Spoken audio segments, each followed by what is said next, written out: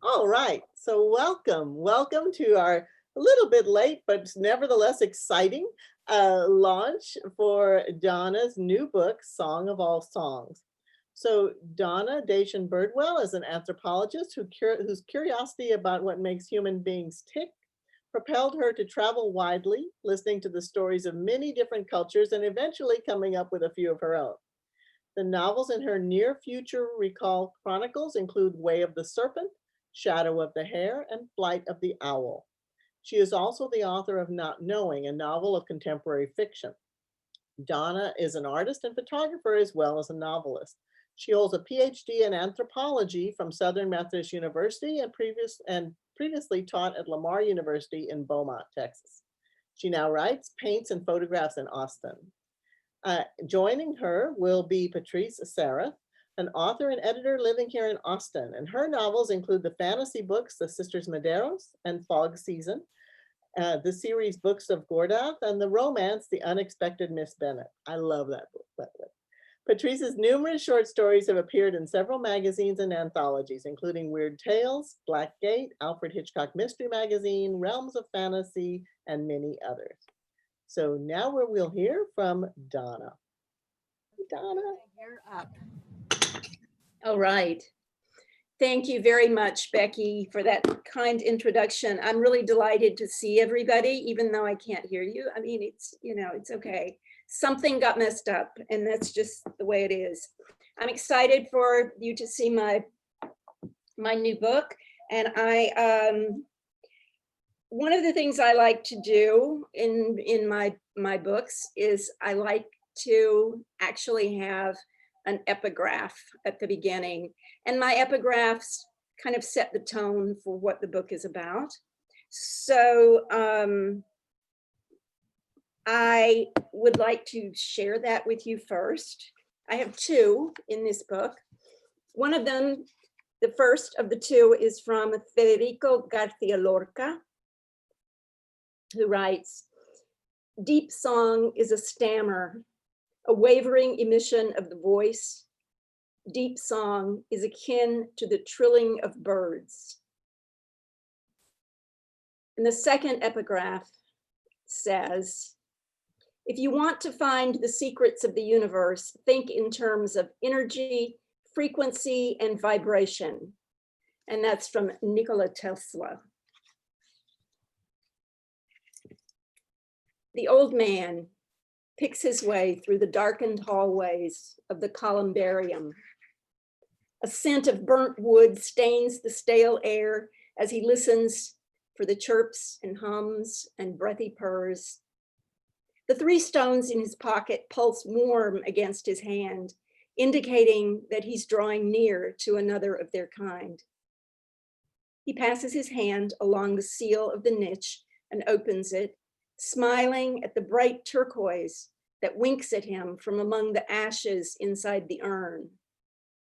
He cradles the stone in his hand, relishing the notes it sends coursing through his body, the longing for home and family. But this isn't the stone Abel is looking for. He puts it back into the urn and replaces the urn in its chamber. With a single syllable, he reseals the niche. Humming softly in harmony with some of the stones, in counterpoint to others, Abel moves on. Day is coming, and he knows he must get well away from the temple grounds before the sun rises. He's been accused of theft before. He knows he's not the thief. A sigh of regret sifts through his head as he turns toward the space outlined in sepia light, the way out. A sudden buzzing between his brows draws him up short. The stones in his pocket quiver and squeal, directing his attention to a chamber to his left. A purple glow emanates from within it. This one is newly sealed and easy to open. The urn inside is particularly elaborate, unusual for these austere days. Is that real gold outlining the figure on its lid? The figure looks like a tree in flames. Abel looks back at the cover stone he removed from the niche and squints hard at the writing on it, trying to make sense of the letters. A name comes into focus. So it's you, he mutters. And this is how they try to own you. The little stones resound to the silken clarity of his voice. He lifts the lid from the urn and is overwhelmed by a steady brilliance. The purple stone fills the palm of his hand. It's warm to his touch and resonates with more colors deep in its core. He knows this stone. Not long ago, it was his own. But something is wrong. He places the stone in his pocket and reaches back inside the urn, digging into the ashes. He digs deeper and lets the ashes run through his fingers. And then he knows. These are wood ashes. There are no remains here. This one has continued, Abel whispers.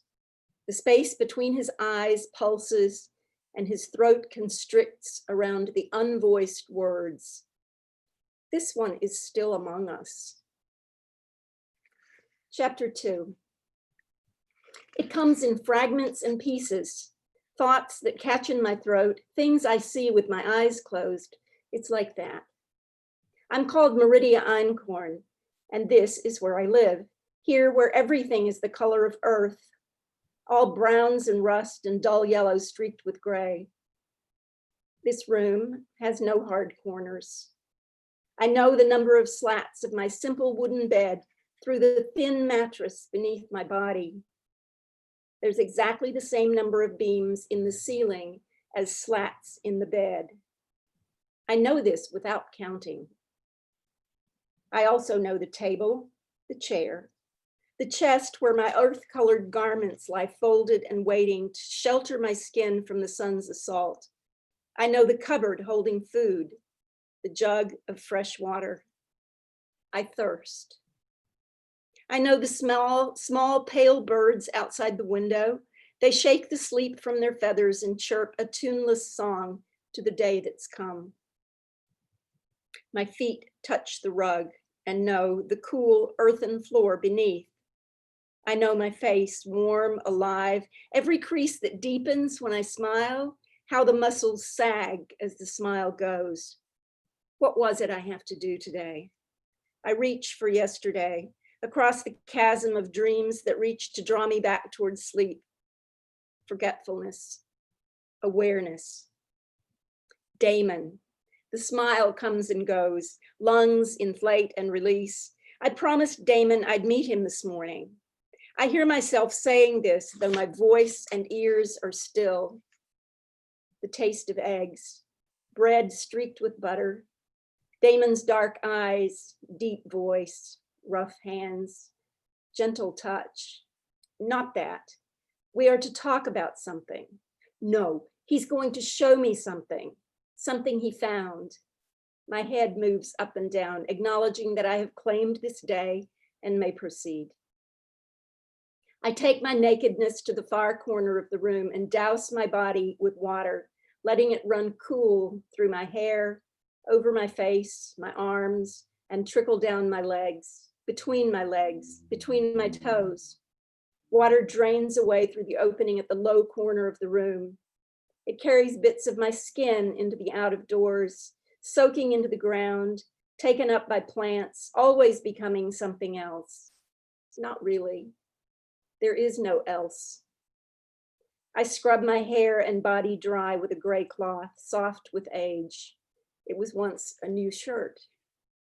I clothe my body, trousers, shirt, a neck scarf, and sandals are all I need. I attack my unruly brown curls with a comb, give up, stuff it all under my hat. When I open the door, I'm overwhelmed by the town waiting outside. Everything is as it should be, though not to my liking. Too loud, too bright, too busy. The sun is barely breaking over the line of low buildings across the street. I blink and cower under my hat. Others are on the street before me, chattering, talking. I know this way of speaking. A pedaled vehicle whooshes by too close and I jump back, knocking into someone. Good day, Meridia, she says. She means, why can't you be more careful? Fine day, Londra, I say, meaning, I'm sorry, I didn't mean to. My voice sounds shrill and unnatural. I prefer the voice of thought and dreaming. Most people don't speak at all when they see me. Pretend they don't see me. I pull my hat down and watch my feet. Sometimes I chafe at my invisibility. But when what you are is something hateful, isn't it better to be invisible? There's dust in the air, glittering, etching into my nostrils and throat, floating, defying gravity. I pull the scarf up over my nose and mouth.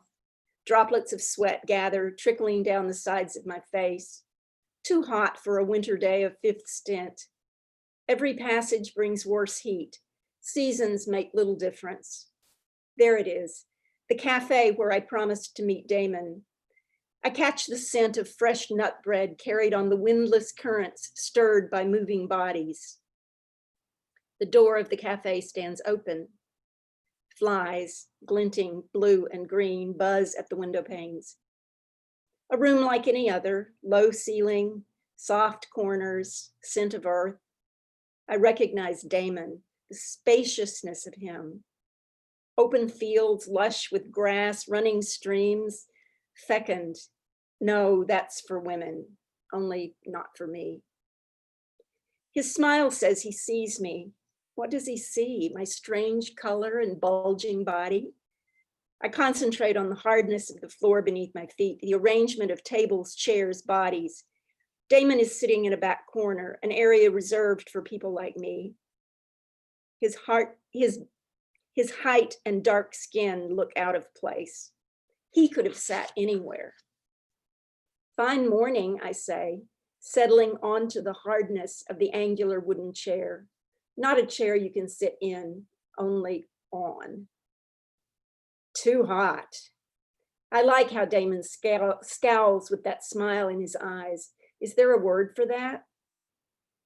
He pours tea from the jug into a cup and pushes it toward me. Tepid. Tea used to steam. I'm sure I remember that. My face is still smiling. How's the work going? That's good, a good thing to say. Besides, Damon's work interests me. I want to know about it. Slow, he says. He draws the word out as if that is how it means what it means. Damon photographs photons. Well, what else is there to photograph? What's different about Damon is that he photographs what he calls biophotons, light that comes from living things, living people. He's telling me about his latest pictures, painting them for me with his words. I struggle to follow. Sometimes he uses words I can't see. So the new process is really no better than the old one, his words sigh. On to the next trial, right, Mary? A weary look. But that's not why I wanted to talk to you this morning. I have something to show you. Well, what is it? Show me. Not here. It's something I found. He glances around at the other patrons. It's probably better not to show it to you here. Can we go back to your house? I swallow the last of my tea as Damon picks up a battered attache case from beside his chair. It isn't heavy. We walk back down the dusty street to where I live. Inside, he places his case on the table. I sit across from him, leaning forward on my elbows. Latches resist, then spring open. The lid blocks my view, but I see him unwrap something. He pushes the case aside and sets the object down in front of me. I see a rock, a squarish rock. It's mostly green, but with layers, veins. It's shiny on one side. It's a rock, I say. Maybe a healing stone? Only that? Damon is looking at my face, but not into my eyes, a little above my eyes, more centered. Is that all? He invites me. He's giving me permission. She's beautiful. Her clothing wafts across her body, hiding nothing. Green scarves, no blue, now purple, bright and glowing. Her eyes laugh, her mouth mocks. Her hands, her hands. Damon's hand is on mine. Stop, enough, he says. That's what I needed to know. I take the stone from where I held it against my forehead. There are tears in my eyes. I hand the stone to Damon. He may have what he needed, but I need so much more. I need this woman to tell me who she is, to tell me who I am.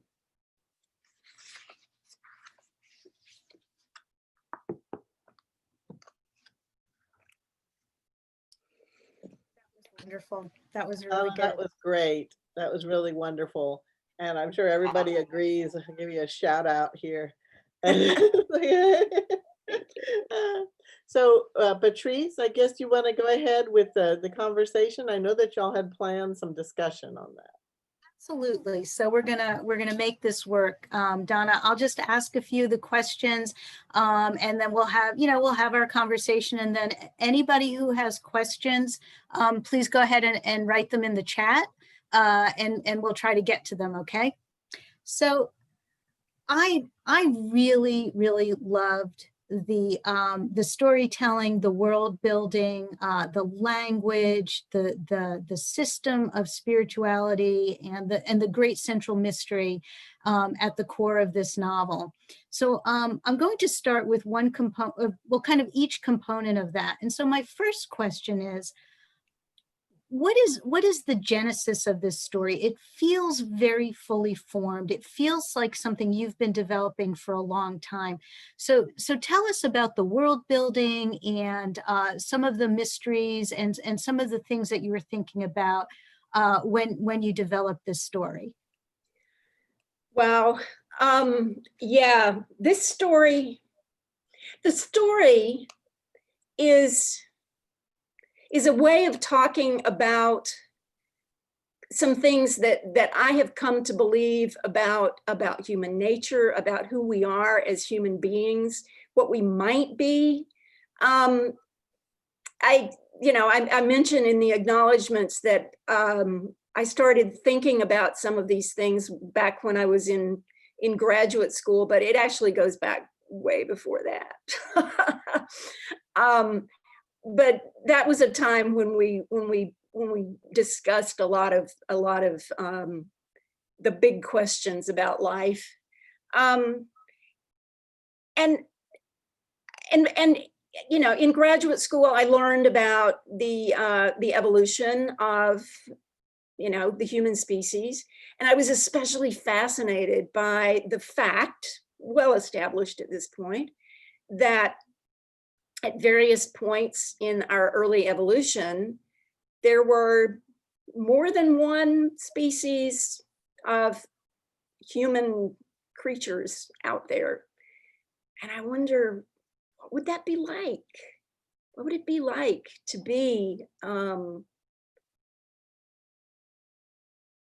in the company of others who were the same but not the same, sentient, intelligent, but different. So they have cultures, right? Like different cultures, Absolutely. different. Yeah.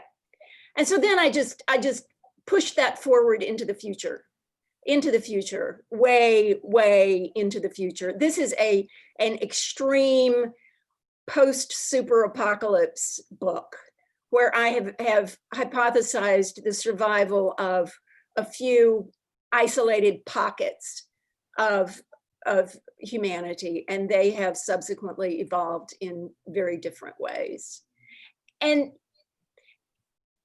I was thinking about this today, Patrice, and I remembered something that I used to share with my anthropology students every year, and it's a quote from Robert Pirsig's Zen and the Art of Motorcycle Maintenance, where he talks about the fact that we are aware through our senses, through our human organism, there is so much that's going on all around us all the time.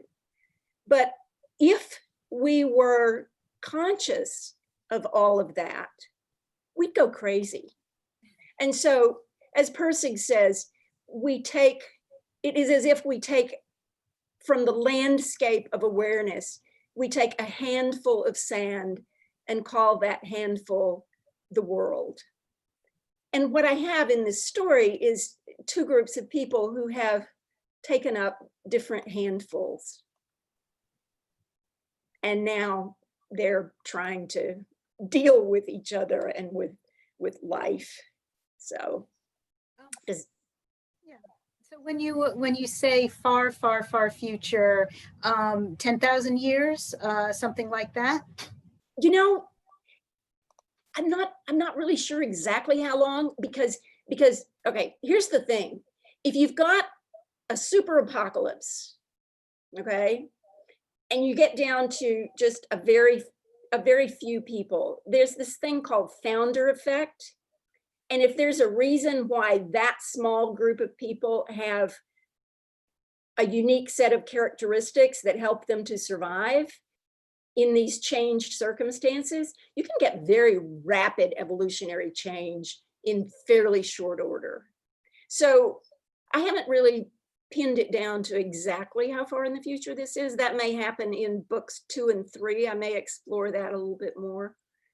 But it doesn't have to be, it doesn't take the millions of years that it took for our species to evolve initially. It doesn't take that long for separate groups to evolve in very different ways. So. There's something called climate science fiction, or usually it's called cli-fi. I'm thinking of Le Guin's The Word for World is Forest, one of my favorite books of the 1970s. Chris Brown's most recent novels, Tropic of Kansas, Failed State, and Rule of Capture. Is this what you're trying to go for? Do you consider your book cli-fi? In a sense, yeah, it is, because obviously our relationship with our environment is absolutely essential to survival and and evolution. And what we're the other thing that I'm seeing in this book is how we have a tendency to kind of repeat some of the same mistakes. And that's kind of what's happening in this book, in that they're also having climate crises because of not fully understanding, how much they rely on their environment for their very survival. Yeah. And that's another thing that I was kind of thinking about today, is the question of, what basic characteristics of humanity might we carry forward into the future. And I think what I've done in this book is I've got two groups of people who are carrying somewhat different aspects of our humanity into the future. I think people will recognize us in both of these groups of people, and yet not necessarily know which one we're most like, because we're like both of them. One of the things I noticed in reading the novel was definitely that you were very clearly showing that people are, the people of this world are continuing to repeat the previous world's mistakes. It seems to be a human thing to be short-sighted, to not be able to conserve where we should, and to protect where we should, which is why I called the book both lovely and sad. And hopeful. And then, I love language, and I love the use of language in this book, and it's both the spoken language, and as we come to discover, there's a very unspoken language, but it's still communication. Can you tell us about how you develop the language? So from even developing the language, and then also the other forms of communication. Yeah, well, yeah, there, and this also goes back to, what I mentioned earlier about what Persig says about awareness.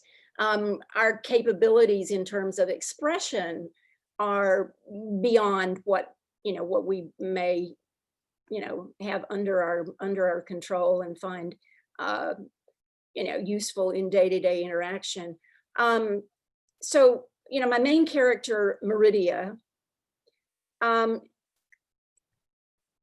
believe it or not, I was initially thinking I would write this entire book from her first person perspective, but her experience of the world is so far removed from ours that I ended up having to add some third person chapters from a close third person with respect to two other characters, just to make sure that my readers didn't get completely lost. I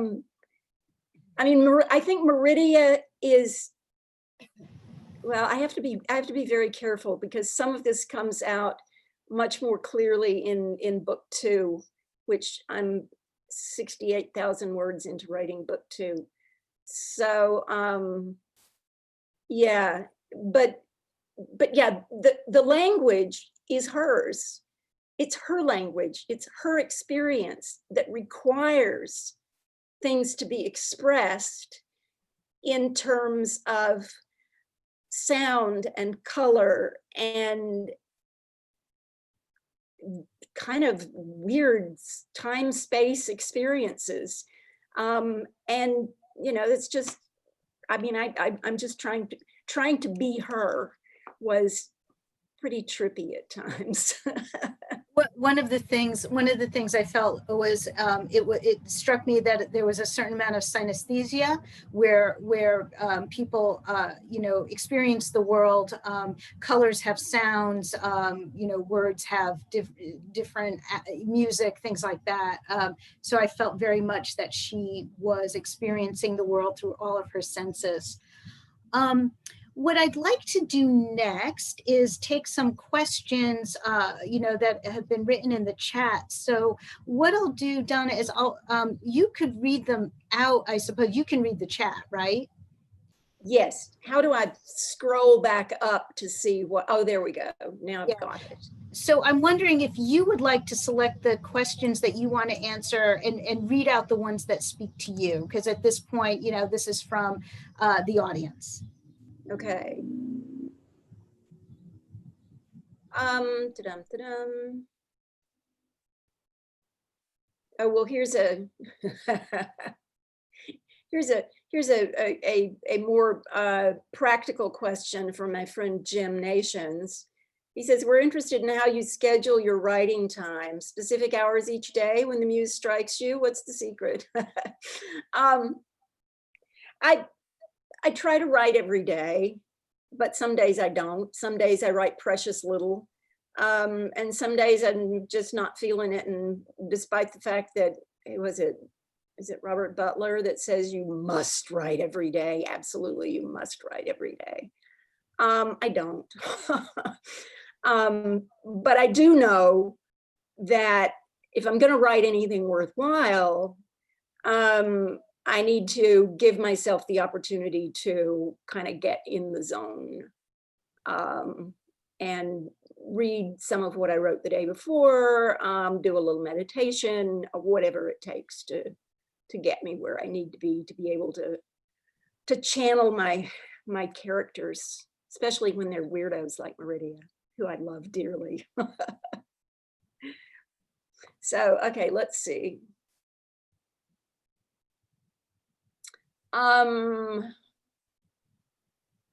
Okay, well, I think I said something about this one. Birdman. Hi, Birdman. When you started this story, did you have a vision on how you were going to write it? Yeah, and it was totally wrong. And this is something that I learned I mean, we talk about writers being either plotters or pantsers. And I'm a little bit of both. And I learned that when I was doing cultural anthropology fieldwork. If you don't have a plan, you probably won't be able to walk out into the village and do anything at all. But oh man, you got to be ready to just go in a completely different direction if that's what needs to happen. And that's how you have to write. I think that's how I have to write as well.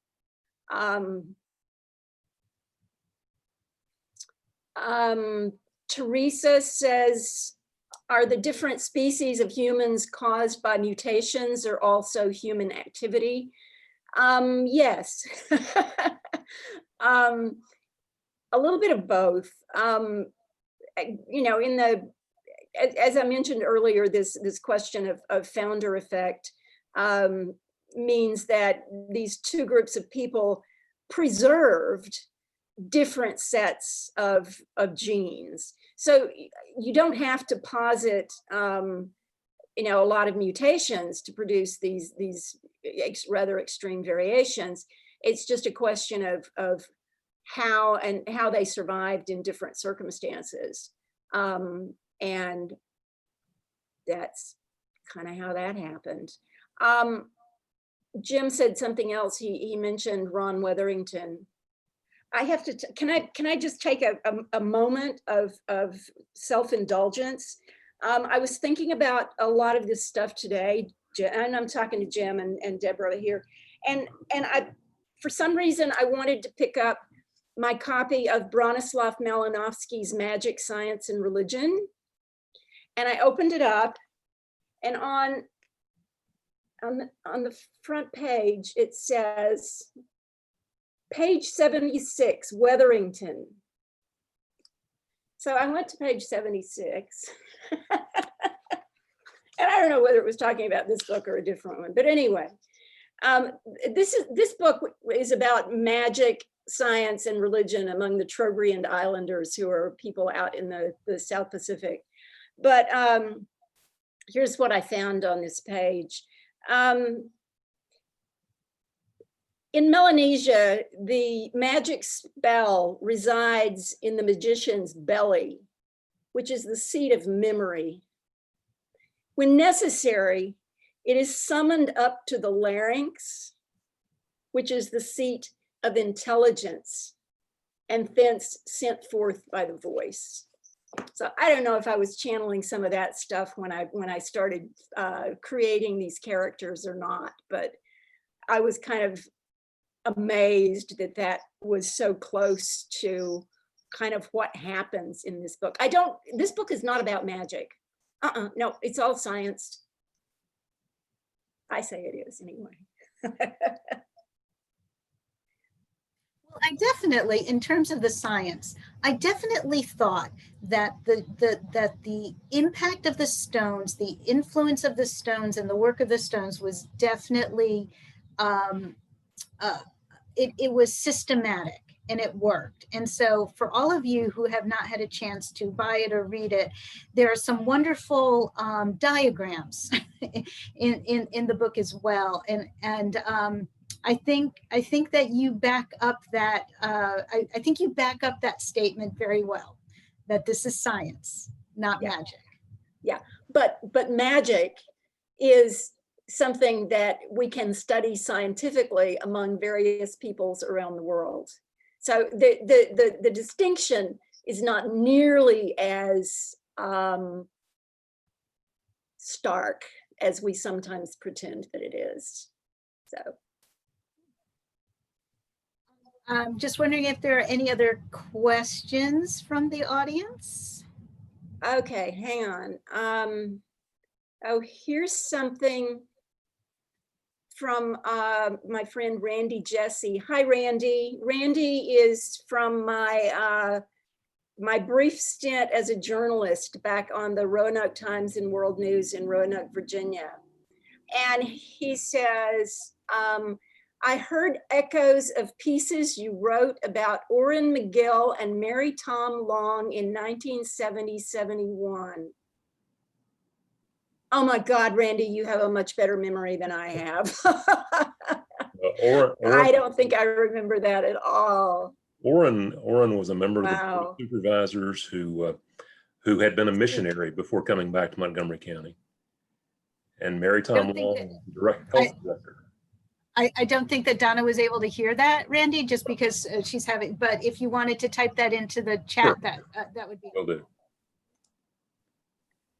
Okay, well, we'll come back to that then. Oh, Kelly says magic or mystical. Well, there you go. Not magic, mysticism. Yeah, I think we could say there's a little bit of that in there. And then Rebecca Boone, my historian friend, points out that science comes out of the magical tradition. And that goes along with what we were saying a minute ago, that the stark division that we try to make between magic and science is just, it kind of doesn't hold water, y'all. So yeah, and there's so much of things that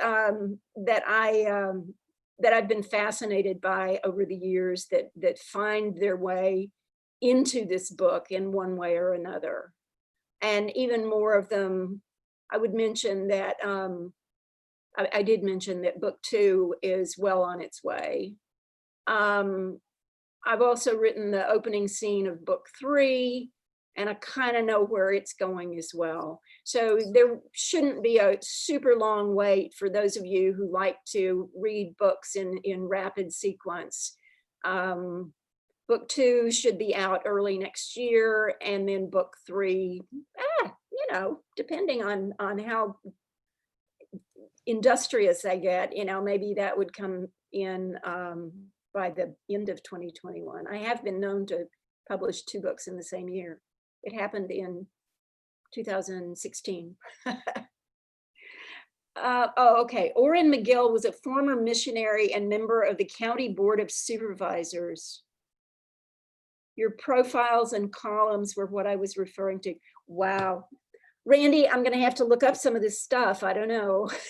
You're reminding me of things from, yeah. I mean, you don't keep your old clips? Well, I have a few of them. But I don't know that I have those. I do remember doing an investigative piece on a group of Zen monks up in the Virginia mountains. That was particularly fun. Well, I think we're at our end, so I'm going to turn it back over to Becky if she wants to do an outro. Yes. Well, thank you so much. I love the discussion. I love the reading. And I really am so excited to see so many people who came in to support Donna and to hear from her new book.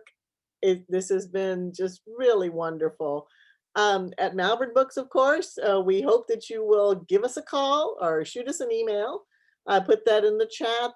Our email is info@malvernbooks.com. If you want to just give us your contact information, we're happy to contact you and arrange for you to buy the book for curbside pickup here in Austin, or else we can mail it out to any of the 58 continental units, any of the 48 states. We can do continental US shipment for Donna on this. And if you want a personalized autograph from Donna, if you let us know, we'll make a note of that and she'll come in and write something for you. So thank you again for joining us. And oh, one last thing, because it's Armadillo Con, we're doing a 20% off everything in the store in honor of the con. And so that would include Donna's books or our previous books as well. We have those too. So thanks again for joining us. And we look forward to seeing you at Malvern Books, and we hope you all stay well and safe and happy out there. Bye-bye.